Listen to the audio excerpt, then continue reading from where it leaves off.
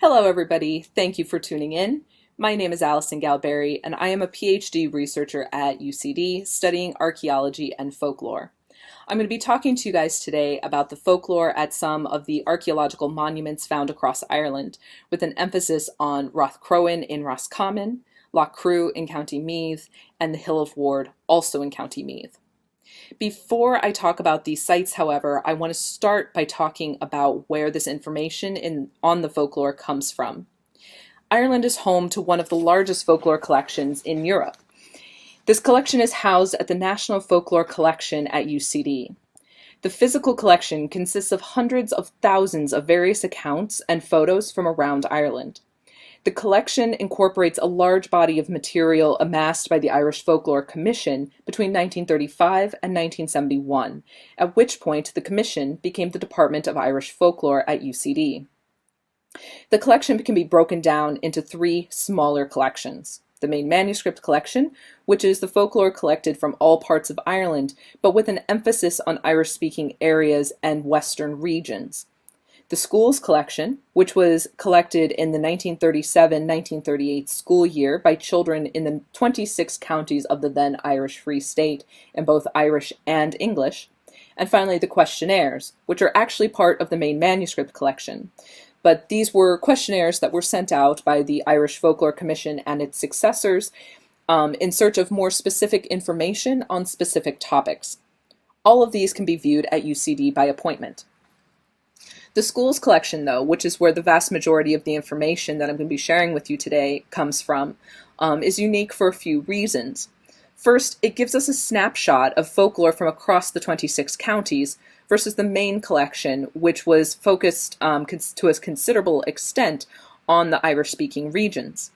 The schools collection has also been digitized and made available online, so anyone in the world can access it and read through the responses. And I'd like to show you that right now, if I can grab it and pull it over here. There we go. So here you can see it. You just go type this into your search bar, into your browser, and you can come in. You can, they're working on digitizing the main manuscript collection. They're also working on digitizing the photographic collection. In fact, quite a few of the photos that you're going to be seeing from me today actually come from this website, unless it is otherwise stated. And finally, the schools collection, which has been digitized in its entirety. You can come in and do a word search. So you just type in a word if you're interested. You can also look for individuals if you think that you may have a relative who took part in the program, or you can also look by location or school. There are lots of different ways to search and interact with this site. I highly, highly, highly recommend, if you're at all interested in folklore, please go and check out this site and the incredible work that's being done through this site. So make that go away for the moment. So that's where the majority of today's information is going to be coming from. Now, what exactly is folklore?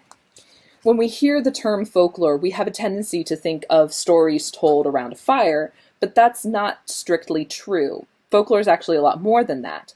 It's all of the things that make up the lives of common people. This includes stories, but also medicine and songs, clothing, material culture, games, dancing, so much more. When it comes to folklore in an archaeological context, however, folklore has the potential to help us understand how people from the past might have viewed, interacted with, and interpreted the world around them, along with helping us as archaeologists have a deeper understanding of potential purposes a site or artifact may have served. In general, however, this needs to be done with care and taken on a case-by-case basis. The other sources of lore that I'm going to be using today are stories recorded in the medieval period. These stories, the Irish sagas, may have originated before the arrival of Christianity in Ireland, but they were first recorded by monks through a Christian lens. This means that some of Ireland's oldest stories will have Christian overtones, as you'll see here in a little bit. Since they were recorded during the medieval period, we also see aspects of medieval life creeping into these stories. Folklore is very much a living thing. It changes and adapts to the world around it. especially as traditions move and as people begin to interact with new and different cultures. People try to keep their traditions relevant. Think of Halloween and jack-o'-lanterns. According to the folklore, the original jack-o'-lanterns were made from carved turnips. Now, if you've never tried to carve a turnip, I highly recommend go give it a try.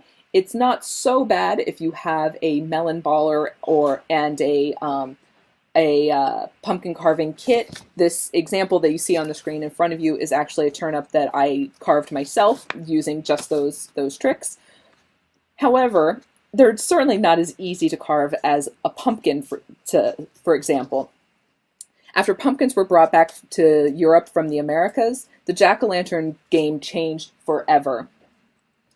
Pumpkins were so much easier to carve, it just made sense to change. When we have folklore and folk traditions recorded, like our examples here in Ireland, it's like looking at a snapshot of common life at the time and place that the accounts were recorded. What this means is that I'm going to be telling you some stories, and some of you may have heard different versions of the stories. That's simply because we're coming at them from different origins for the stories. So different time, different place. That doesn't make any of them less relevant. As I'm telling you these tales, I'm going to be sure to try and provide links to show where you can find the version that I am referencing where possible. Some stories I've picked up by word of mouth on my travels as well. I've picked the stories that I have tonight because they are associated with monuments that you can still see today, but also because they're just fun. Hopefully you guys will all agree. With that, I would like to start off in Roscommon at Rathcrowan with one of my absolute favorite stories, The Adventures of Nera. What I'm going to tell you is a very, very abbreviated version of this story because the story is actually fairly long. But if you are interested in knowing more, if the hearing or reading the full version, here is a link to the full version of the story. You can also find it in various other places if you type The Adventures of Nera into a search engine. So the version I'm going to tell you, again, very abbreviated. But our story starts out right here at Rathcrowan. So here in the bottom, you see a photo of the monument as it is today. Up here in the top, you see an artist's rendition of what the monument may have actually looked like back in its heyday. So according to The Adventures of Nera, it was Samhain, Samhain being Halloween. Everybody was gathered at Rathcrowan, gathered around their king, because that's what you did at Halloween. You gathered and had a feast and all sorts of festivities. The king decided to put forth a dare to everybody present. He dared everyone to go outside and tie a twig around the leg of a dead man. Several men had been executed, had been hanged outside. Nera was the only one there who was brave enough to give it a shot. So he went outside and he sidled up to the gallows and he picked up a stick and he tried to tie it around the leg of a dead man and it fell. Didn't work. Okay, not to be daunted, he's going to try it again. So he picks it up and he tries it again and it fell again. That's rather inconvenient. But at this point, the dead man looks down at him and says, "You have to put a peg in it." Well, Nera's going to take all the help that he can get. He goes and finds a peg. He tries again. He ties the twig around the dead man's leg, sticks the peg in, and the twig stays where it was. Nera has officially won the bet. However, the dead man's not done with him. I did you a favor, now you must do me a favor. When they hanged me, I was thirsty. You must take me and help me find a drink of water. So, Nera agrees. Again, the dead man did him a favor, I'm going to do you a favor. So Nera takes the dead man up onto his shoulders, and they go forward looking for a drink of water. The first house they come across is surrounded by a wall of fire. "My drink's not there," says the dead man. They s'more the fire every night. They put the fire out and make sure it's safe. Fine. So Nera carries him off to the next house, where there is a lake of water around the house. My drink's not here either. They throw out the dirty water every night. Have to go on to the next house, so Nera goes on carrying the dead man on his back. They get to the third house, and this time, there's nothing blocking their way. Here is my drink, says the dead man. So Nera carries him inside and sets the dead man down. The man walks up to the table where there was a bowl of dirty water, and he takes a big drink. He then takes another drink, holds the water in his mouth, and he goes finds the family sleeping in a corner, and he spits the water onto them, killing the entire family. Now you can take me back to my noose, he says to Nera. Nera, not to be daunted, picks up the dead man, carries him back to his noose. Once Nera gets back to Rothcrowan, though, he sees something terrible. He sees Rothcrowan on fire, and all of his friends from inside dead. He's horrified by what he sees. He also sees an army marching away, marching off into the distance. He decides he's going to follow these people and see who they are and if he could figure out why they did what they did. So he attaches himself to the back of the unit, marching off into the distance. The people he's following take note of his presence, but they don't stop him from following. They take him not too far away to a cave called Owen Nagat, the Cave of the Cats. Nera follows them into this cave, and what he sees when he comes out on the other side, he's in the She, the other world, the place where the fairies and specifically the Tuatha Dé Danann live.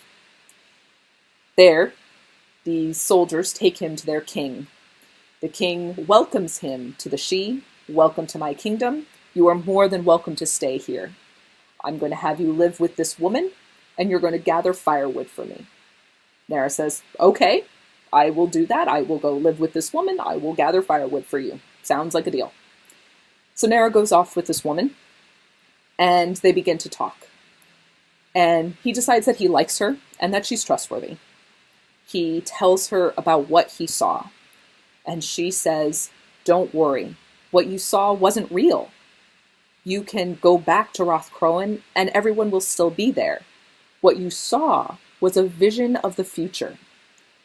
The people of the She will attack Rothcrowan next year at Samhain. Go back, warn your people. So, Nera takes up a bunch of summer fruits. Remember, it's Halloween, it's November, it's cold outside. He's taking things that are growing from the beginning of spring. And he goes back to Rothcrowan. He goes and finds his king, and he holds up the summer fruits as proof that he has been to the other world. And he tells them everything that he saw, about the vision, about the king and the She, about the woman, everything. And the king says, I believe you. In a year's time, we will march on the She, and we will attack them before they can attack us. So, a year passes. A lot of other story happens in here as well that we're going to skip over for the moment. So, it's finally time for the attack. The king sends Nera in ahead and says, go in there and collect your woman. He goes in.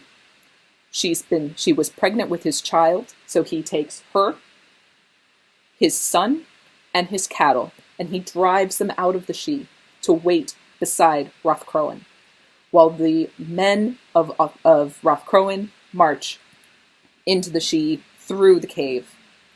They attack, they kill everyone there. They then come back out and find Nera standing there waiting, and tell Nera, it's yours. You can move back in and keep this land. So Nera went back into Owen Nagat with his wife, with his son, with his cattle, and he will live there till the end of time. Now, the man in this picture is not Nera. I haven't seen Nera in there yet. So, that is an abbreviated version of our story, however. Nera's not in there, but there's also supposed to be someone else in this cave. This cave is also associated with the Morrigan. The Morrigan is another member of the Tuatha Dé Danann. She's specifically a very powerful member of the Tuatha Dé Danann who's supposed to live in this cave. Many of the caves across Ireland were actually believed to be entrances to the other world. This is because the Tuatha Dé Danann and fairies were believed to live underground and in old megalithic monuments. They were actually supposed to have been driven there by the Gaels, the current inhabitants of Ireland. Another story that's actually very interesting, a much more recent folklore. If you look in the very back of this, you can kind of see that there's a hole back here and that there's been a cave in. According to the local lore, when I went there in 2018, I was told that that cave in happened when electricity was first being brought into the area in the 1950s, that when the poles were dropped in, it caused a cave-in the back. However, we know through various other documents that that cave-in actually happened before that. So just a fun bit of more modern lore there for you. If you are interested in more about Rathcrowan or more about Nara, more about Owen Nagat, the Cave of the Cats, please go and visit our friends over at the Rathcrowan Visitor Center. They're all very knowledgeable, very friendly people, and they're always very excited when someone comes over to visit. So there we go. Please go check that out. Next, I want to move on to another story. This one, we're going to move to Meath, specifically to the Hill of Ward, Clachta. Now, the Hill of Ward is located right outside of Athboy in County Meath. It's called, in English we usually refer to it as the Hill of Ward, and that refers to a farmer who owned the land. But in Irish, the original name for this site was Clachta. And here you can see the name up here. You can also see here a translation of the story that I'm about to tell you about Clachta. So this story actually comes from the Dinhenicus. The Dinhenicus is part of the place name lore. So again, this is another story that's not actually coming from the school's collection. According to the Dinhenicus, Clachta got its name from a woman by the same name, Clachta. Clachta was a very powerful magic user, and she and her father decided to go to the east of the world to try to study magic. Specifically, they wanted to study magic under Simon Magus. We know Simon Magus from the Bible. He's the man who tried to bribe the apostles into giving him the ability to bestow God's blessings upon people. As a result, he's considered a pretty heinous villain in the Bible. So Clachta and her father go there to try to learn more magic. While she is there, however, Clachta is raped by the 3 sons of Simon Magus. She then comes back to Ireland, pregnant with the 3 sons of the 3 sons, and she collapses here on her hill. She went into labor on the hill and gave birth to triplets. And unfortunately, she died in child labor. The monument was then, according to the Dinhenicus, was then built over top of her, and the hill was given her name in her honor.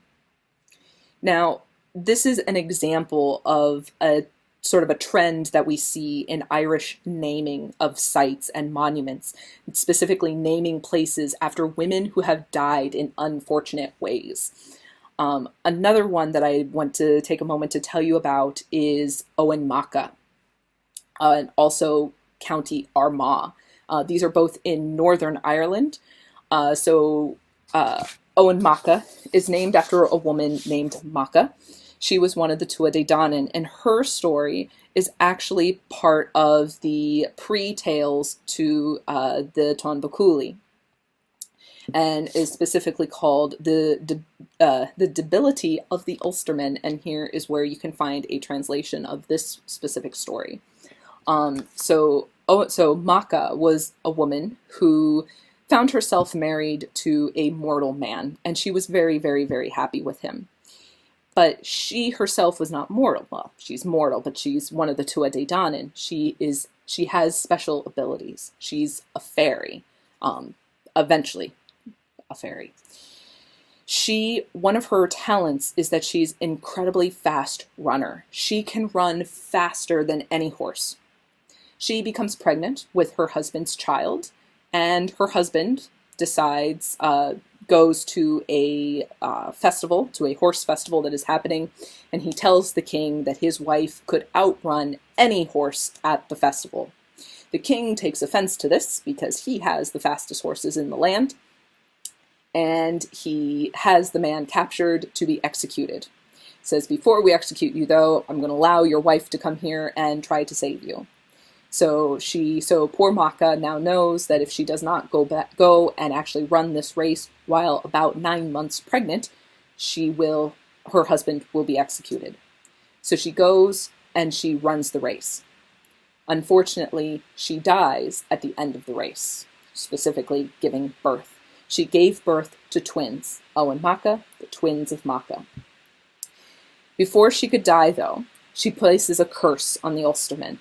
Whenever Ulster is attacked, you will feel my pain. You will feel labor pains. That's why in Tonbaculi, when Connacht attacks Ulster, the men of Ulster are debilitated and can't possibly go and fight. Why only Cuchulainn is available to fight. He is not actually from Ulster, so the curse isn't placed on him. Now, there's 2 examples there of women who died in childbirth and having places named after them, but that's not what always happens. Another story that I'd like to share with you is actually a woman who died for not following instructions. And this is actually from the specific tale from the school's collection about the River Boyne. All right, so that's it. I'm going to put it back here so you can see my lovely picture of the Boyne. And again, you can see here if you are interested in reading the story yourself, you can pull it up there. So according to this particular entry, there's a story told about the River Boyne that flows through the town in which I live. The river rises in Carbery, County Kildare. There was a king living there with his wife, whose name was Bawa. He had a well at the bottom of his garden. The water in this well had the power of bleeding anybody who looked into it. Obviously, his wife is going to look into it. He told his wife not to look into it, and she was struck blind. The water rushed up, and she was forced to keep running, or she would be drowned. She ran on to Trim, and then to Navan, and from there to Drogheda. There she raced into the sea and was drowned. That is why the river enters the sea at Drogheda, and how the river got its name. So that's one version of the story. Again, this is one that there are a few examples. I picked this one because it's short.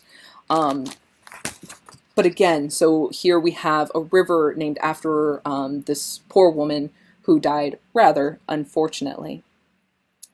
And let me pull ahead here and see if there's anything else I want to share. Nope.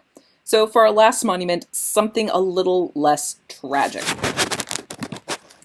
Here we go. Let's stay in Meath, but move to Loch Crew. The first story that I want to share with you about Loch Crew is about the monument's construction. According to the stories, they were built by a witch or a hag. The terms seem to be being used interchangeably in the lore here. This witch lived on the mountain. The basics of her story is that she gathered stones in her apron and dropped them on the hilltops, building her own grave. In one iteration, the stones are actually thrown by Finn McCool, the great Irish mythical warrior and hero. And I'd like to pull that one up for you as well. So here, this is not it. That's the next one I'm going to tell you. But this one here, the hag's chair is still to be seen on the hill. The legend concerning the hag is that Finn McCool was out hunting one day when he saw this hag sitting on the hill. She provoked him by telling him that she would not let him hunt any further over her land. It is related that he seized a huge armful of stones and threw them at her. There they remain to this day, forming the cairn of Loch Crew. Now, I've also heard this story. I did not find this, so the version with Finn McCool is in the school's collection, but I've actually been to Loch Crew a few times, and every time I go, I'm actually told that the hag was actually attacked by St. Patrick, that St. Patrick went and was trying to stop her from being a witch, and she ran with her apron full of rocks and leapt from hilltop to hilltop to hilltop, dropping stones as she went, and she fell and died in the nearby forest. And so I was actually very interested that that version does not show up in the school's collection, at least not that I have found at this point, because, you know, we're all over St. Patrick, but apparently this was also Finn McCool's story, which I think is actually just as interesting. Now, another thing, though, that I kind of want to bring up is the idea of hidden treasure. So hidden treasure stories are actually one of the most popular stories found in Ireland. The idea that there is buried treasure all over the island. Now, a lot of these have actually already been explored to a certain extent, and I don't believe anybody has ever found anything of that, like, as what is being described here. I just noticed that my little bubble is covering up an account there. So let me just make sure that you guys actually got to see all of my, yeah, okay. So we're good. I just want to make sure that that everybody's getting credit, that you can see all the credit for everybody. What did this one? Yeah, okay. Sorry about that. Okay, so Loch Crew. So there is a hidden treasure story dealing with Loch Crew, and this one's a little bit longer, but I want to read it to you because I just think it's so much fun. Let me pull this around here so you guys can also see it as well and see an example here. So here we have the original, what the student wrote, and then here we have what has been transcribed by volunteers who are helping to type out the things that were written and make them be typed. So here you can see one. So in this particular example, we have a gold coffin in which is enclosed Queen Maeve, and the precious jewelry is said to be buried in Loch Crew Hills. The hills are situated 3 miles south of Oldcastle, Oldcastle being a town near Loch Crew. Once a man wanted to get the coffin, so he started to dig inside one of the caves on the hill, thinking every moment he would see the coffin. He kept on digging and digging. Still no coffin was found. After a long time, he saw the glittering coffin in the clay. Each time he was about to put his hands on it, to his surprise, the coffin would disappear under the clay. He would dig for it again, and the same thing would happen. This carried on for some time, and the man gave up hope at last. He was tired, frightened, and hungry. He was very glad when he was out in the fresh air again. He said he would never look for hidden treasure again. I believe the next page. Here we go. For a long time afterwards, queer noises were heard and green lights seen flashing here and there on the hills at night. From that time on, no one else tried to disturb the peace on the hills, and those omens disappeared. So, there you go. So Loch Crew supposedly has treasure hidden there. I'm pretty sure that it's been looked for. It's not there. And also stories of a witch. There you go. So to go with this, there are also tales of long tunnels that run under Loch Crew, leading to various places around Oldcastle. Tunnels are also a fairly common thing found in Irish folklore, most often of them being explained as having originated during the penal times, just as a way for Catholics to escape. Now, you'll remember from the beginning of my talk, I mentioned that part of the role of folklore is to help explain the world around us. In the example of here at Loch Crew, we see the witch serving as an explanation as to how the monument came to be. Archaeologically speaking, though, we know how the monument came to be. Over 5,000 years ago, it was built as a passage tomb. But somewhere in the passing years, the story of its origins was either forgotten or pushed aside for a new narrative. Now, unfortunately, We are more or less out of time. I hope everyone listening has found a new interest in folklore. Remember, we still have folklore today, even if we don't think of it that way. If you're interested, you can explore Ireland's folklore through the website that I showed you before. You can also seek out your own folklore. Ask your neighbor how to get rid of slugs. I just learned last week that if you put milk out for the fairies, they'll make the slugs disappear. You can also ask someone younger than you about what games they played during break time at school and compare those games to the games that you played. And think about the monuments that I talked about today and the stories that you've heard. Not just stories about the origins, like I told you, but also what stories did your grandparents tell you? What stories have your grandparents told you about visiting these monuments? What stories do you have about visiting these monuments? How is visit to the monuments different today than it was 10 years ago, 5 years ago, or even just last year? I hope all of you enjoyed the talk today, and thank you so much for logging in. I especially want to thank the OPW, specifically the folks at the National Monuments, for inviting me. And thank you to Brita Lynch and Michael McCarthy for working with me with putting this together. I also want to give a huge thanks to the folks at the National Folklore Collection at UCD for all of their help with my research and for allowing me to have access to and present some of the material from their collections. And thank you to the folks at the School of Archaeology at UCD for all of their help as well. Thank you all and have a wonderful evening.